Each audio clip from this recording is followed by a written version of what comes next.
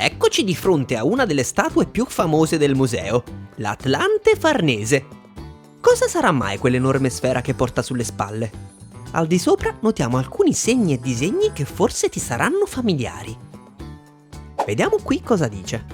La statua raffigura Atlante, un personaggio della mitologia greca, figlio del titano Giapeto che fu punito da Zeus durante la guerra tra titani e dei dell'Olimpo. La sfera che porta sulle sue spalle non è altro che la sfera celeste, cioè una sfera immaginaria su cui sono riportate le stelle e le costellazioni. Insomma, è un po' come se il nostro povero Atlante portasse sulle spalle il peso del cielo intero. Nonostante la fatica, il peso e il dolore, Atlante non si è mai sottratto a questa punizione e non si è mai riposato. Davvero ammirevole! Avviciniamoci e scopriamo qualcosa di più su questi disegni che notiamo sulla sfera celeste. Queste sono le costellazioni, cioè gruppi di stelle che sembrano formare delle figure particolari. Questa, ad esempio, è Argo, della nave degli Argonauti, una delle costellazioni più grandi. Nell'antichità erano conosciute ben 41 costellazioni, di cui 12 sono quelle cosiddette zodiacali. Sono sicuro che ne hai già sentito parlare. Gli astrologi, infatti, si riferiscono proprio a questi 12 gruppi di stelle che chiamano segni zodiacali ed ognuno di noi ne ha uno. Io, ad esempio, sono del segno del Leone. Ed eccolo qui, riesci a trovare il tuo invece? Ti do un piccolo indizio per individuarle più facilmente.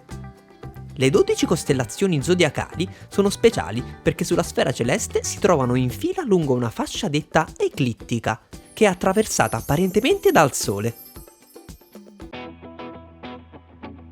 Secondo la mitologia greca, la storia del nostro Atlante si intreccia con un altro personaggio, Ercole. Qui al Man abbiamo una splendida statua raffigurante il nostro eroe, conosciuta come l'Ercole Farnese, poiché parte della stessa collezione dell'Atlante. Ercole era un semidio, figlio di Zeus e di una donna mortale, dotato di un'incredibile forza sovraumana. Per ottenere l'immortalità, Ercole dovette superare 12 prove, le cosiddette fatiche. Nella statua del Man, Ercole è infatti raffigurato stanco e invecchiato, proprio perché le prove da superare erano difficili e gli prosciugarono gran parte delle energie. Qui dice che in occasione di una delle ultime, la sua storia si intrecciò con quella di Atlante. Facciamo un giro intorno alla statua. Noti qualcosa tra le sue mani? Questi sono i famosi pomi d'oro, cioè le mele dorate che dovette rubare proprio in occasione di quest'ultima fatica. I pomi erano il frutto dell'albero custodito nel giardino delle bellissime Esperidi ed era protetto da una temibile creatura mostruosa. Un drago, o forse un enorme serpente.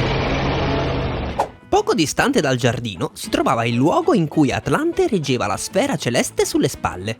Ercole andò da lui per chiedergli aiuto.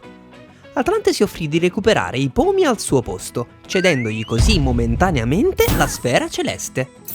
Atlante tornò con i pomi, ma era intenzionato a scappar via e a lasciare ad Ercole quell'enorme peso, il quale però riuscì con l'inganno a riportare il povero Atlante al suo supplizio.